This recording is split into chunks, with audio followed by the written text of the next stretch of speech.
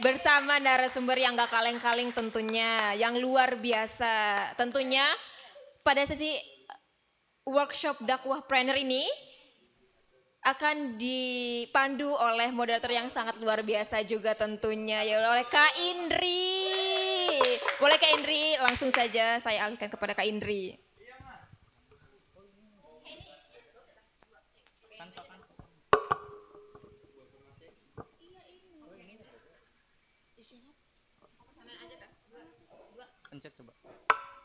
Assalamualaikum warahmatullahi wabarakatuh. Selamat pagi dan salam sejahtera untuk kita semua. Gimana nih kabarnya hari ini? Masih semangat nggak? Harus semangat dong, karena kita ini lagi acara ulang tahun Maskofest ya yang ke-8. Alhamdulillah rangkaian Disnatalis Maskofest 8 ini kita memasuki agenda yang sangat luar biasa dan sangat kita nantikan. Tema besar Disnatalis kita tahun ini adalah dakwahpreneur, berdakwah lewat usaha yang berkah. Dan untuk mengupas tema tersebut lebih mendalam, kita akan memasuki sesi pemaparan materi. Tanpa mengurangi rasa hormat, izinkan saya memperkenalkan pemateri kita pada sesi kali ini. Beliau adalah Bapak Ahmad Munawar. Beliau lahir di 19 Juli 2001, berdomisili di Weru, Cirebon. Adapun riwayat pendidikan formal beliau yaitu SDN 1 Werulor tahun 2007 sampai dengan tahun 2013, dilanjut dengan MTS and Salafia Jombang 2013 sampai 2016. Dilanjut MA Darul Ulum 2016 sampai dengan 2018. UIN Sunan Gunung Jati Bandung 2022 sampai dengan 2026. Adapun pendidikan non formal beliau yaitu Pondok Pesantren Hamalatul Quran Jombang tahun 2013 sampai dengan tahun 2016. Pondok Pesantren Safinatul Huda Jombang 2016 sampai 2020. Pondok Pesantren Al-Hikmah Depok 2020 sampai 2021. Prestasi beliau dalam mendalami bidang Al-Quran juga terbaik 3 MHQ 5 Juz tingkat Provinsi Jawa Timur 2027. Mana tepuk tangannya dong. Terbaik juara 1 MTQ 10 Juz tingkat Kabupaten Cirebon 2018. Juara 1 MTQ 20 Juz tingkat Kabupaten Cirebon 2019. Juara 1 MHQ 20 Juz tingkat Nasional Jakarta 2020. Juara 1 MTQ 30 Juz tingkat Kabupaten Cirebon 2021 dan juara 1 MTQ Tafsir Bahasa Indonesia tingkat Indramayu 2025. Beri tepuk tangan yang meriah untuk beliau. Kepadanya dipersilakan. Berapa menit? Berapa menit durasinya? 3 menit. Assalamualaikum warahmatullahi wabarakatuh. Bismillah, alhamdulillah, wassalatu wassalamu ala rasulillah wa ala alihi wa sahbihi wa mawalah. La hawla wa la quwwata illa billah, amma ba'd. Alhamdulillah rabbil alamin, pada kesempatan ini kita bisa berkumpul dalam rangka temanya workshop dakwah ya, hitung-hitung sambung silaturahmi ya. Salawat salam kepada baginda Nabi Muhammad SAW. Semoga kita semua mendapatkan berkah dan syafaatnya kelak di yaumil qiyamah. Amin amin rabbil alamin. Bapak, ibu, apa kakak-kakak mahasiswa ini? Adik-adik. Teman-teman ya, kawan-kawan aja ya. Tanpa mengurangi rasa hormat kepada para pengurus, kepada para guru, dosen, rektor, kemudian para panitia dan teman-teman hadirin yang di sini yang sedang berbahagia. Izin tadi sekilas memperkenalkan diri ya dari yang disampaikan oleh kakak MC. Saya domisili di Bandung di kantor PWNU Jawa Barat sebagai tim sekretariat PW JKH Jamiatul Qura wal Hufat Provinsi Jawa Barat. Kebetulan ya sering pulang, jadi ketika pulang kebetulan Kang Samsul itu mengajak bisa nggak untuk ikut silaturahmi, ya alhamdulillah kita sempatkan waktunya. Adapun tema ini dan alhamdulillah juga mungkin kalau bicara digital itu kita nggak perlu membahas lagi karena saya yakin kawan-kawan mahasiswa di sini sudah pasti paham. Ini kan jurusan KPI ya Teh? KPI ya. Rata-rata semester berapa ini yang hadir? 4 sampai 6 ya. 2 juga ada. Yang 6 bentar lagi KKN berarti ya. Awas cinlok nanti. Oke. Ini saya menyampaikan beberapa tema daripada dakwah digital atau dakwah planner ya. Yang mana dakwah sendiri itu artinya menyampaikan nilai-nilai kebaikan ya. Ud'u ila sabili rabbika bil hikmati wal mau'izatil hasanah. Serukanlah manusia hai Muhammad kepada jalan Tuhanmu dengan hikmah dan pelajaran mau'izatul hasanah. Dakwah sendiri itu banyak variasinya ya. Ada yang dakwah lewat pendidikan, ada yang dakwah lewat komedi, ada yang dakwah lewat prestasi, dan banyak macam-macam variasi dakwah itu sendiri. Dakwah yang ingin kita sampaikan di sini yaitu dakwah dalam konteks media sosial. Mungkin teman-teman di sini ada yang sudah menekuni bidang afiliator ada? Ada? Atau ada yang sudah punya seller di sini? Ada? Seller yang punya toko online gitu? Ada juga. Nah, ini saya ingin menyelaraskan daripada konten-konten dakwah itu sendiri. Bapak izin. Dakwah itu sendiri, yang pertama, ketika kita memasuki era digital yang mana serba digital, maka mau nggak mau kita orang-orang pelajar harus juga memahami digital itu sendiri. Karena, ya, di sisi lain ketika kita menggunakan digital dalam berdakwah itu kita memiliki banyak sekali kemudahan. Di antaranya kita nggak perlu repot-repot harus ikut gabung dalam pertemuan di tempat. Kita nggak perlu memakan waktu. Kapanpun dakwahnya bisa berulang-ulang gitu. Tapi beda lagi ceritanya ketika kita mengikuti secara offline yang mana ketinggalan 10 menit maka kita pun nggak tahu 10 menit sebelumnya apa yang dibahas. Berbeda dengan digital ketika di media sosial kapanpun diputer masih bisa itu. Nah di sini saya beberapa kali mengisi acara silaturahmi seperti ini. Pernah juga saya terakhir itu di podcastnya Bang Dery Kasih Solusi tahun kemarin. Karena dakwah yang kita lakukan ini istilahnya ada penghasilannya gitu ya. Penghasilan di situ ya macam-macam, ada dari afiliasi, ada juga dari monetisasi gitu. Dan ini mungkin sedikit kita sharing agar bisa lebih membuka mata lebar-lebar tentang urgensi dakwah ini, yang mana awal mulanya hanya sebatas kewajiban untuk menyampaikan ilmu, tapi endingnya bisa jadi sumber ma'isyah, sumber penghidupan. Bahkan bisa menghidupi banyak orang atau majelis di mana-mana. Nah, anak muda itu harus lebih menerima dakwah melalui media digital. Di kota-kota besar, contohnya kota Bandung, ngapunten mohon maaf ini, jarang sekali orang yang mau ngaji di dalam masjid, gurunya, kiainya buka kitab secara referensi kitab Fathul Qorib atau Safinah, jarang ada yang datang. Tapi beda lagi ceritanya ketika ngajinya di hotel. Nah, rame itu. Walaupun tanda kutip ustadznya itu belum tentu sanad keilmuannya jelas ya, hanya sebatas pintar berorasi, pintar memotivasi, rame. Pertanyaannya gimana nih nasib guru-guru kita, kiai-kiai kita yang secara sanad keilmuannya jelas, ya alim, ya soleh, tapi kok kurang diminati.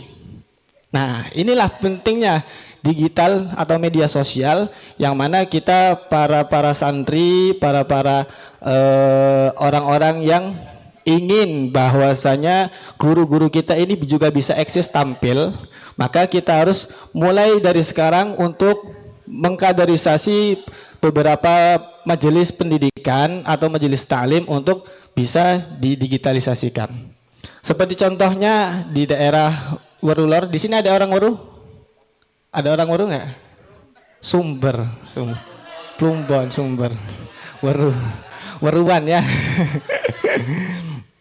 Ya alhamdulillah sedikit tahalus binikmah dengan media yang sudah pernah saya bangun ini selama beberapa bulan kemarin itu bisa cukup menghidupi kegiatan-kegiatan masjid musolah gitu. Harapannya ya dari kita sebagai aktivis konten kreator yang bisa menghasilkan monetisasi itu ya bisa dialihkan ke masyarakat. Teman-teman pernah dengar mungkin istilahnya afiliat ya. Ada namanya masjid afiliat. Pernah dengar? Masjid afiliat? Belum? Baru dengar. Masjid afiliat itu ada di Bandung. Itu masjid salah satu yang didirikan oleh 5 orang. Salah satu orang tersebut mantan bos saya. Umurnya masih 32 sekarang. Beliau dengan kawan-kawannya itu awal mulanya hanya sebatas konten kreator afiliator. Tanpa ada unsur dakwah. Dia menjual produk dapat komisi. Hingga omsetnya bisa tembus sampai MM-an dan itu stabil. Mereka berlima diskusi, yuk kita bikin masjid. Bikin masjid. Saya masih belum paham tujuan bikin masjid itu apa, atau hanya untuk sholat, atau ada apa strategi lain gitu kan ya. Singkat cerita 5 orang ini iuran, jadi sampai dari tanah, bangunan, perizinan itu semuanya nggak ada campur masyarakat, sumbangsinya hanya dari 5 orang ini saja. Sampai berdirilah masjid tersebut dan ketika sudah jadi masjid itu kegiatannya nggak cuma ngaji, nggak cuma sholat, tapi ada workshop juga yang itu rutin setiap malam Sabtu malam Minggu secara gratis cuma-cuma untuk semua orang yang mau belajar. Bagusnya lagi masjid itu di tengah-tengah masyarakat yang secara ekonominya agak ke bawah itu bisa mengangkat masyarakat yang masih nganggur, yang belum ada kegiatan, mereka dikader, diajak bermedia, diajak untuk afiliat sehingga mereka bisa mendapatkan penghasilan.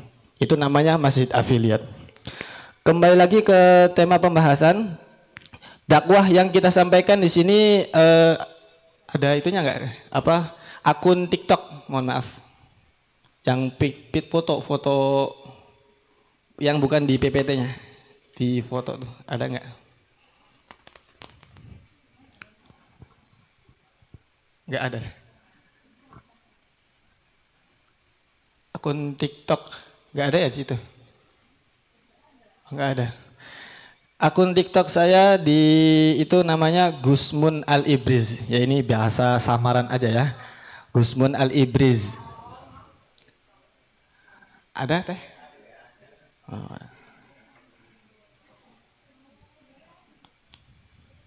Nah, ini akun TikTok saya yang saya rintis kurang lebih baru 6 bulanan.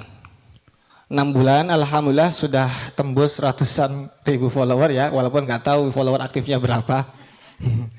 Akun ini saya mengembangkan diri ketika posisi saya sudah keluar dari pekerjaan saya dulu, yang mana dulu saya tuh ikut gabung bersama tim-timnya Muzammil, Daying Syawal ya, itu influencer itu, yang mana mereka aktif dalam konten kreator, murotal, ngaji, ya agama gitu, diinfluencerkan sehingga mereka itu punya personal branding yang sangat besar dan sangat kuat gitu. Jadi konten saya ini yang mana fokus di ngaji tadarus online. Tadarus online-nya itu tanpa menampakkan muka saya, hanya visual HP yang diarahkan ke Quran. Jadi holder, terus HP kan di atas. Nah, terus di zoom dikit, terus saya sambil ngaji langsung misalkan ini Quran, tinggal digeser, ini dituduh gitu. Jadi yang geser tuh Qurannya. Hanya seperti itu saja. Itu banyak sekali yang merasa terbantu. Kenapa? Ternyata saya pelajari lagi, rata-rata audiens saya itu usianya 35 ke atas dan didominasi oleh perempuan atau ibu-ibu. Itu. Ibu-ibu itu yang mana ketika mereka ikut ngaji, mereka tuh bukan hanya sebatas mengisi waktu luang, tapi memang benar-benar belum bisa ngaji, tapi ada semangat untuk belajar. Ada data dari Kemenak teh kalau nggak salah yang saya scroll. Geser lagi. Geser lagi. Satu lagi. Nah, barusan. Itu data Kemenak, bisa di scroll di Google masing-masing juga. Ternyata dari 100% Muslim yang ada di Indonesia, hampir 72,2% itu masih buta aksara Al-Quran. Mohon maaf, bukan belum lancar ya.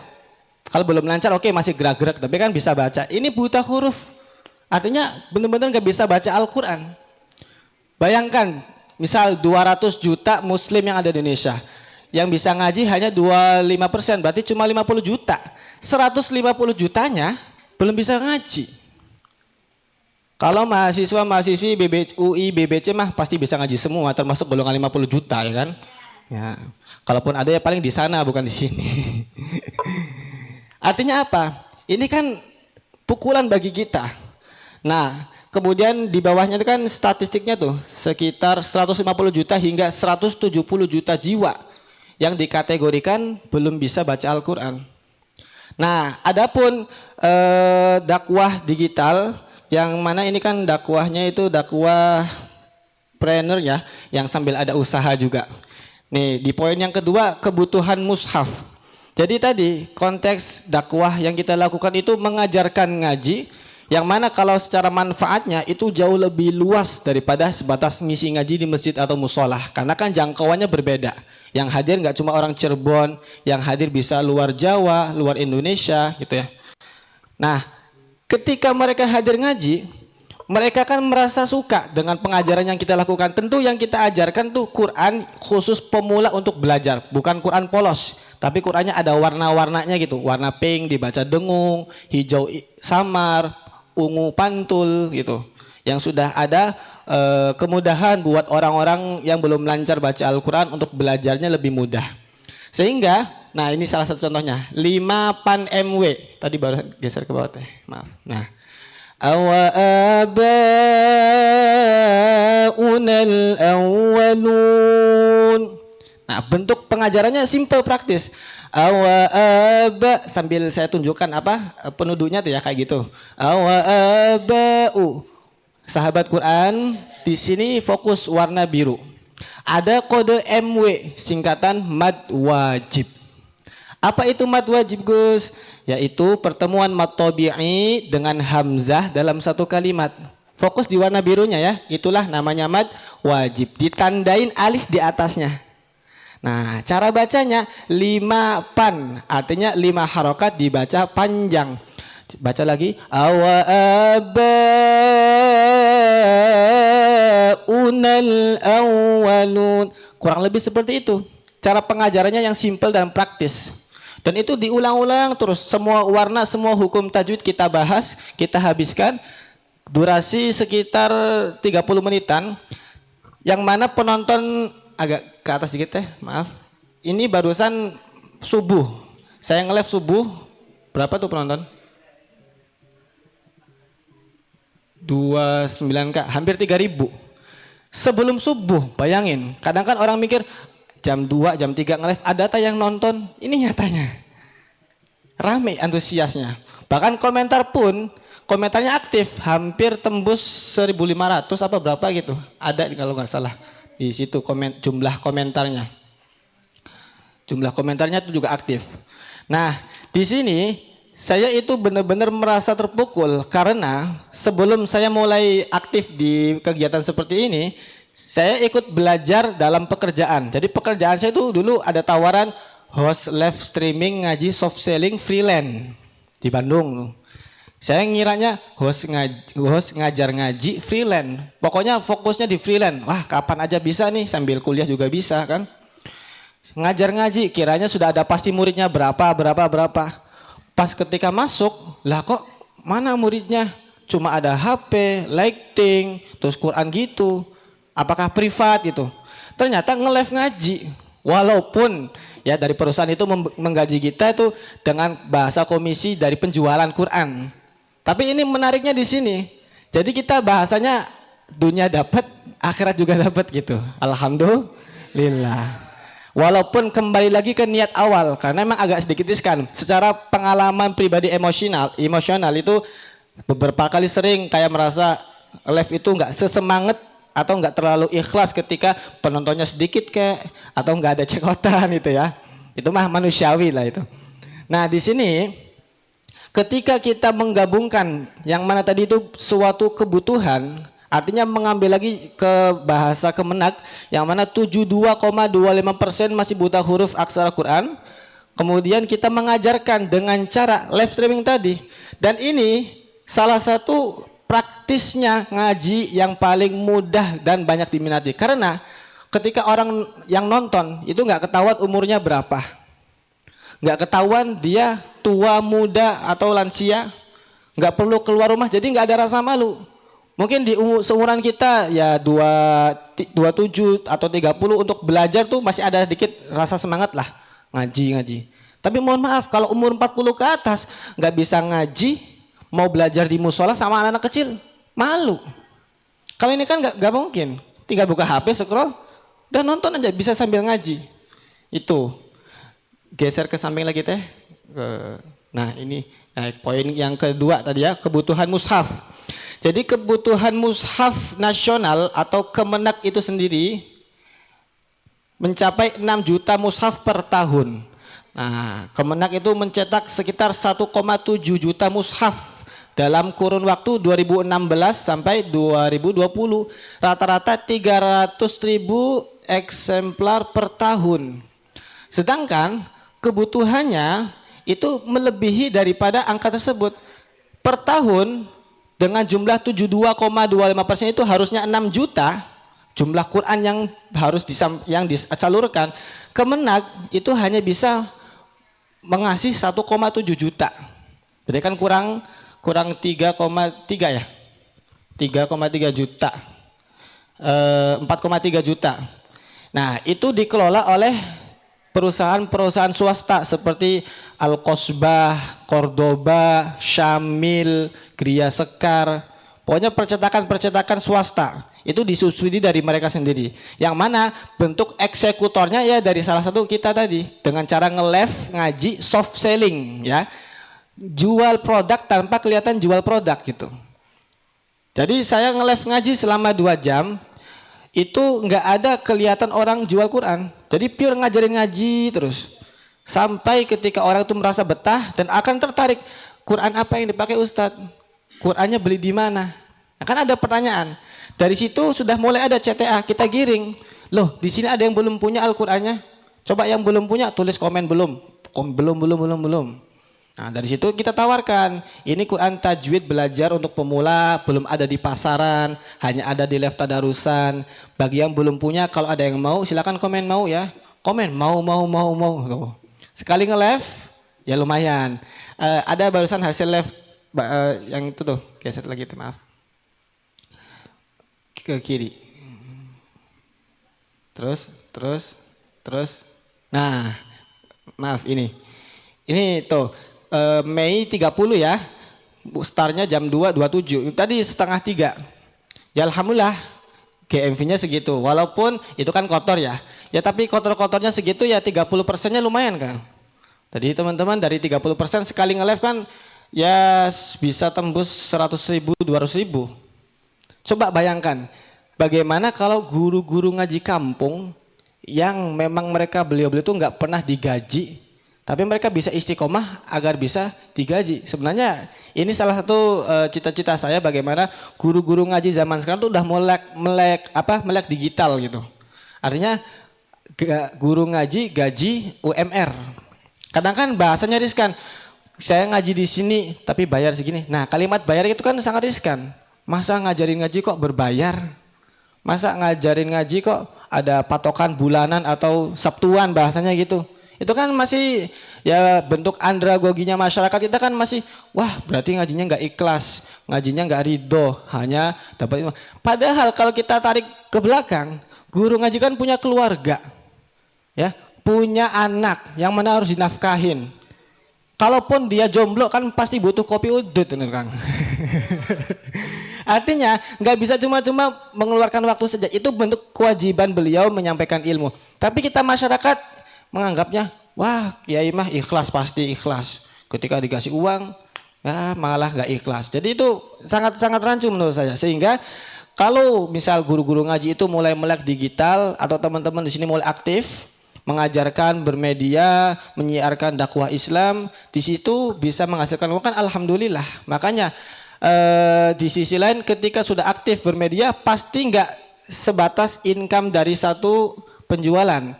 Kalau di YouTube kan ada istilahnya tuh monetisasi, konten kreator, FB Pro juga ada. Nah itu bisa jadi masuk. Kalau teman-teman kan pasti paham cara membuat video bagaimana, mengedit atau bikin layoutnya bagaimana, pasti paham karena kan sudah diajarin. Tapi masalahnya memahami algoritma itu tadi yang nggak semua orang itu ngerti. Banyak konten kreator pemula di awal semangat, sehari bikin 10 editan dengan durasi 10 menit. Tapi di hari kelima malas jadi 5. Terus di hari selanjutnya malas jadi 3, malah libur sehari. Nah itu yang nggak bagus. Kalau teman-teman di sini pengen terjun di konten kreator yang mana bisa tembus monet. Izin ke YouTube teh. Lagi. Nah, ini YouTube namanya Media Al Ibris. Sebenarnya nggak boleh dikasih tahu sih nama YouTube-nya karena salah satu algoritma tadi. Kalau YouTube itu jangan sampai orang sekitar tahu. Apalagi satu device, apalagi satu IP gitu. Biarin orang-orang sekitar nggak tahu channel kita. Yang nontonnya orang Papua, orang Malaysia. Kenapa? Biar muternya jauh. Jadi view-nya tuh nggak di angka 2000 terus. Nah, singkat cerita, YouTube yang saya bangun ini dengan TikTok yang saya awal tadi sekarang 132.000 follower itu sama bangunnya. Jadi sejujurnya YouTube ini saya tuh nggak modal, nggak ada ngedit, nggak ada waktu, hanya sebatas ngupload ulang. Di TikTok kan ada riwayat live tuh, selama berapa menit atau berapa jam. Karena kan saya bentuknya edukasi pengajaran. Dan enaknya kan karena pengajaran itu satu arah interaktifnya, nggak ada komal, nggak ada multi, satu arah. Jadi saya menguasain alur live itu. Sehingga setelah selesai live 2 jam, saya unduh, saya download, saya masukin OBS, saya nyambungin di YouTube live streaming. Dan ini ada wujudnya, subscribernya 37.000. Ya alhamdulillah sudah monet dengan angka segitu. Ini prospeknya sama 5 bulan itu. 5 bulan. Dan insya Allah mulai beberapa bulan ke depan kita pun sama akan mencoba mengajak teman-teman dan sekaligus ini mengajak teman-teman yang hadir di sini barangkali ada yang ingin berkolaborasi, ingin gabung bersama kami, insya Allah kami welcome. Nanti bisa komunikasi sama Kang Samsul saja itu dulu. Kemudian kembali ke tema terakhir nih sebelum itu. Urgensi dakwah digital. Urgensi dakwah digital ke PPT-nya maaf ya, lompat-lompat. Urgensi dakwah digital itu teman-teman problemnya gini. Anehnya TikTok itu dibanding platform lain dia tuh sangat detail sekali. Jadi kalau di akun seller itu kebaca yang ngebeli produk kita itu latar belakang akunnya tuh ketahuan. Nah menariknya orang-orang yang beli Al-Quran itu yang latar belakangnya berbanding dengan tema agama ya. Misalkan mungkin FYP-nya atau pencariannya itu ya narkoba, ya ngapunten maksiat lah gitu ya. Tapi kok mereka beli gitu. Itu yang saya bingung, TikTok bisa sampai sedetail itu mencari latar belakang pembeli kita. Sedangkan di platform lain belum tentu bisa kebaca algoritmanya gitu. Sehingga ketika kita melihat urgensi, yang pertama jumlah angka 72,25% ini sangat besar ya bagi kita orang Islam. Tapi kita mohon maaf belum bisa baca Al-Quran. Itu kan sangat kepukul gitu. Padahal Al-Quran kan hudal lil muttaqin, hudal lin nas, petunjuk bagi orang bertakwa walaupun petunjuk bagi manusia. Nah, bagaimana kita mendapatkan petunjuk itu kalau kita nggak baca? Bagaimana kita mendapat petunjuk itu kalau nggak baca? Ayat pertama yang turun, Iqra bismi rabbikal ladzi khalaq. Di situ ada 2 narasi. Yang pertama Iqra, yang kedua bismi rabbik. Iqra itu saya ibaratkan sebagai bentuk intelektual. Bismi Rabbik sebagai bentuk spiritual. Kita orang ya insya Allah lah kampus BBC mah orang-orang spiritual semua lah, artinya secara rohaninya aman gitu ya. Orang-orang yang secara mental agamanya sudah kuat, pondasi imannya sudah kokoh, kadang nggak pernah mau ikro gitu, nggak pernah mau belajar dalam arti intelektual ya. Intelektual di situ artinya ya menguasai zaman itu. Karena dirasa ketika sudah bisa ngaji, sudah cukup spiritual, sholat 5 waktu, udah. Dia fokusnya ke diri dia sendiri. Selagi saya bertakwa, selamat itu. Sedangkan orang yang sudah ikro, orang yang pinter, ya mungkin pejabat-pejabat, itu kadang mereka nggak ada bismi rabbik. Sehingga banyak sekali pejabat, orang pinter tapi belum tentu benar. Rusaknya hutan bukan karena orang hutan, tapi karena orang yang ahli hutan. Rusaknya hukum bukan karena orang yang nggak tahu hukum, tapi karena orang yang ahli hukum. Tadi karena dia sudah ikro tapi nggak bismi rabbik. Sedangkan kita yang sudah bismi rabbik nggak pernah ikro. Nah ini masalahnya. Jadi makanya ayat ajakan semua ikro bismi rabbikal ladzi khalaq seperti itu. Sehingga harapan kita semua di sini untuknya anak-anak muda yang mana HP itu bukan hanya sebatas pemakaian ya, jangan sampai sebatas pengguna, tapi juga bisa dimanfaatkan untuk membuat personal branding, membangun jejaringan, bikin dakwah Islami, sehingga kita bisa lebih menguasai media sosial dibanding konten-konten yang kurang bermanfaat ya. Karena yang FYP itu ya yang gitu-gitu aja sih. Sekali ngaji FYP, yang ngajarnya cewek yang cantik gitu. Ihdinas siratal gitu. Mungkin ada yang jamaahnya di sini. Banyak. Enggak apa-apa. Mungkin itu dulu deh yang mungkin disampaikan, kan ada sesi tanya jawab deh. Ada sesi tanya jawab deh. Ada. Mungkin nanti bisa disambung dijawab sesi tanya jawab, barangkali itu kurang lebihnya cukup kan. Boleh teman-teman yang mau bertanya dipersilakan. Ada yang mau bertanya? Ayo. Boleh.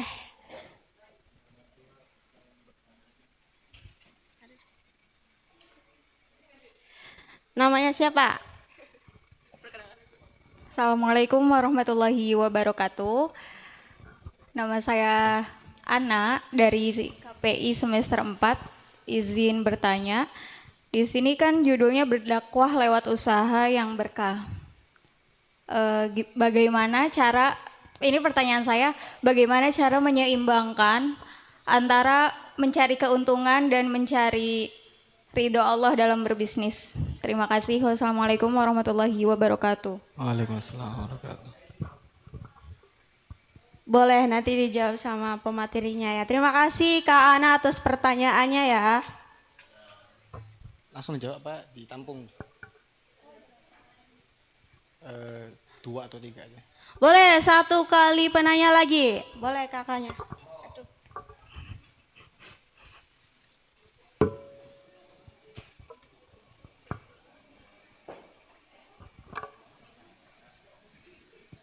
Perkenalkan diri dulu ya. Assalamualaikum warahmatullahi wabarakatuh. Waalaikumsalam. Nama saya Ahmad Najibullah dari Prodi KPI semester 2. Yang ingin saya tanyakan itu, saya masih belum memahami tentang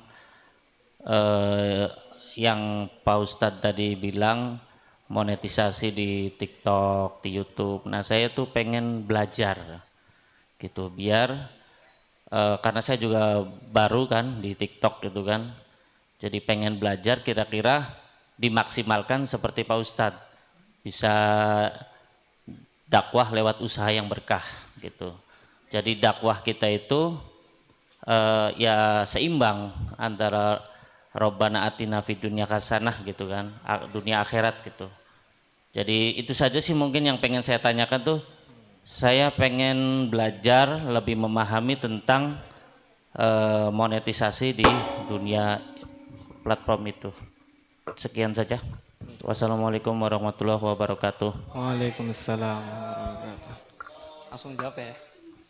Baik, alhamdulillah ini 2 orang yang bertanya ini, menurut saya pertanyaannya sangat berbobot nih. Satu-satu ya Teh ya. Untuk Teh Ana ya tadi. Ini salah satu studi kasus pengalaman spiritual selama saya menjalanin dan teman-teman yang lainnya juga, teman-teman yang aktif gitu ya. Sering saya berdiskusi kadang sebagai pengingat gitu ya. Pertama, harus dipahamin dulu. Dakwah di situ ya, karena dakwah yang bisa jadi usaha. Jangan langsung bangun awalnya dari usaha. Itu kebalik. Ketika kita melakukan dakwah, menyabarkan atau menyampaikan nilai-nilai kebaikan, ya, baik itu berbentuk ngaji atau motivasi, kan dakwah banyak variasinya. Itu kita yang penting pertama menggugurkan secara kewajiban kita untuk menyampaikan ilmu tersebut. Karena apa yang kita pelajarin, baik itu di KPI, baik itu di pesantren atau dimanapun, yang ilmu kita dapatkan itu hukumnya wajib diamalkan. Jadi bahasa khairukum man ta'allamal Qur'ana wa 'allamahu, di situ bukan hanya sebatas Quran, orang yang belajar Quran aja. KPI juga sebenarnya ilmu dari bagian Al-Quran. Semua yang ada di dunia, fun bagian itu sumbernya dari Al-Quran. Orang belajar kimia, farmasi, itu juga sebenarnya dari Al-Quran. Artinya, setiap kita punya ilmu, maka wajib untuk kita amalkan.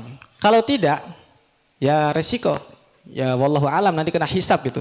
Kenapa sih segala sesuatu bighairi hisab gitu. Ketika kita sudah selesai, dalam arti pertama, kewajiban sudah kita lakukan. Lah kok di tengah jalan ada bahasa monetisasi yang mana itu bentuk nominal ya. Sehingga bisa menghilangkan fokus kita. Yang mana kita sudah eksis jalan dalam berdakwah, menggugurkan kewajiban, sehingga dapat monetisasi dan terdistrak bahwasanya, aduh saya kalau nggak nge-live, nggak ngonten, nggak dapat uang. Nah itu sudah mulai ada tercampur aduk, sehingga dia nge-live-nya atau ngontennya tuh karena pengen dapat uang. Nah kan kebalik. Kalau kita tarik dasar ya bahasa kausalitas gini, orang yang berjuang untuk orang banyak itu belum tentu kekurangan, sedangkan orang yang berjuang untuk diri sendiri belum tentu berlebihan. Nah, kan? Maka kita mengajarkan ngaji, contohnya yang saya alami Teh ya, ngajarin ngaji sehingga orang-orang yang nggak bisa ngaji, alhamdulillah bisa ngaji, bisa ikut ngaji bareng sampai lancar baca Al-Quran. Saya pribadi merasa senang, saya bisa mengajarkan langsung ya pahala jariah buat pribadi. Nah, adapun ketika kita benar-benar ikhlas, Allah kan akan memberikan walladzina jahadu fina lanahdiyannahum subulana. Bahwasanya kita tuh disuruh untuk menjalani suatu jalan, nanti Allah akan memberikan jalan. Jangan memikirkan, aduh saya ngonten, saya dakwah, saya makannya dari mana, kerjanya apa. Gusti Allah bakal pasti ngasih jalan. Nah jalan yang di sini apa? Ya bentuk monetisasi itu sebenarnya jalan. Kalau kembali ke niat awal ya. Tapi kalau di awalnya dia sudah mikirnya penghasilan atau usaha di sambil dakwah, udah nggak ketemu itu Teh. Sehingga pribadi saya ketika orang yang perutnya sudah kenyang pasti tidak akan mengharapkan apapun itu. Ya contoh mas-mas di sini ketika sudah dikasih makan pasti banyak diam. Tapi ketika lapar ya pasti ngomong terus, mangan itu. Begitupun penghidupan kita ketika merasa sudah berdamai dengan diri sendiri, nggak menginginkan ini itu, sehingga monetisasi atau penghasilan dari situ itu bentuk reward atau tambahan. Nah, adapun nanti menyambung ke pertanyaan kedua, adapun tadi bentuk pengamalan yang sangat baik itu bisa mempengaruhi algoritma. Kalau bicaranya gini, dari hati ke hati, itu benar nyata. Orang ceramah, orang ngaji atau menyampaikan ilmu benar-benar dari lubuk hati, itu pasti diterima dengan hati lagi. Tapi kalau hanya sebatas formalitas, ya selesai di situ sudah. Artinya setelah keluar dari ruangan ini nggak ada yang dapat, nggak ada yang nangkep apa yang diobrolin, apa yang didapatkan. Berbeda lagi kalau dari hati. Seperti imam-imam Masjidil Haram ketika ngaji itu kan kadang di tengah ayat nangis.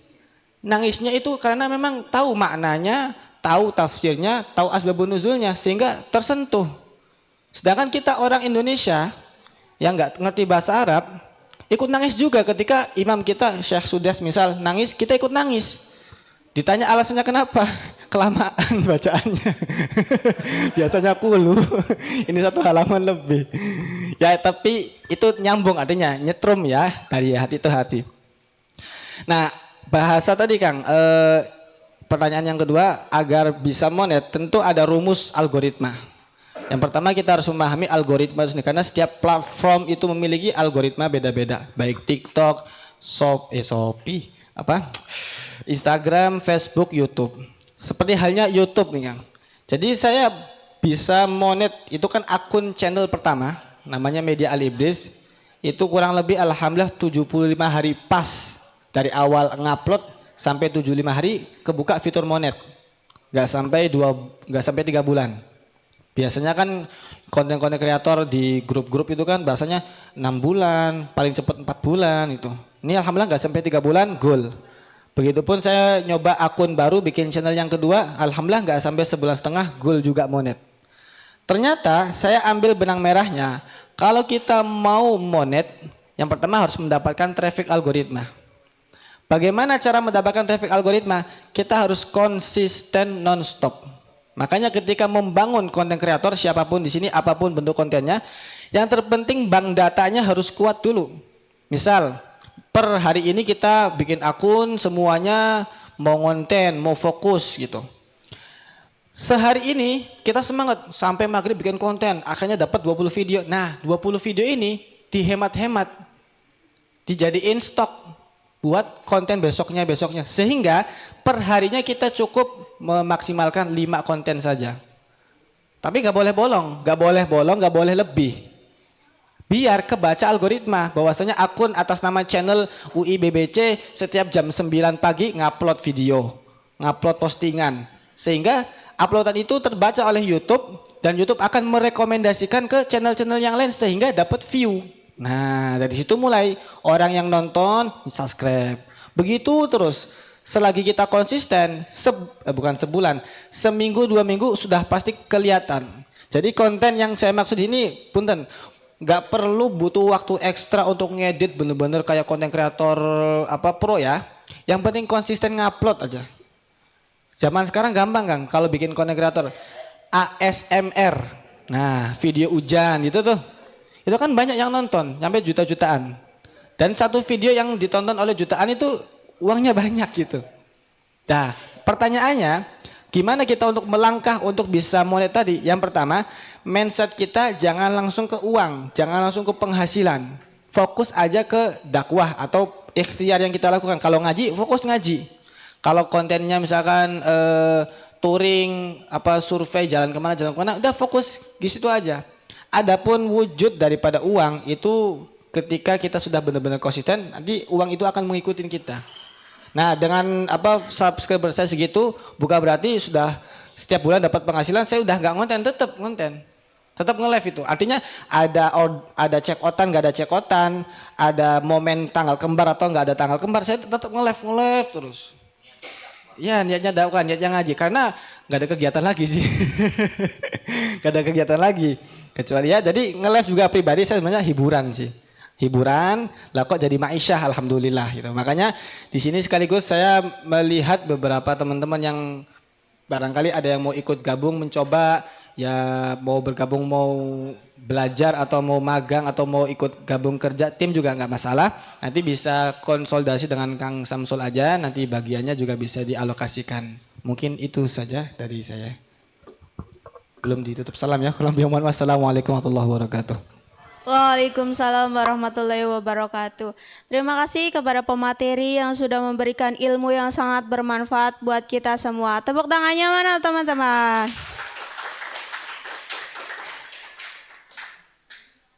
Saya tutup workshop kali ini dengan membaca Alhamdulillah. Alhamdulillah. Saya Indri dan pemateri Bapak Ahmad Munawar pamit undur diri. Wassalamualaikum warahmatullahi wabarakatuh.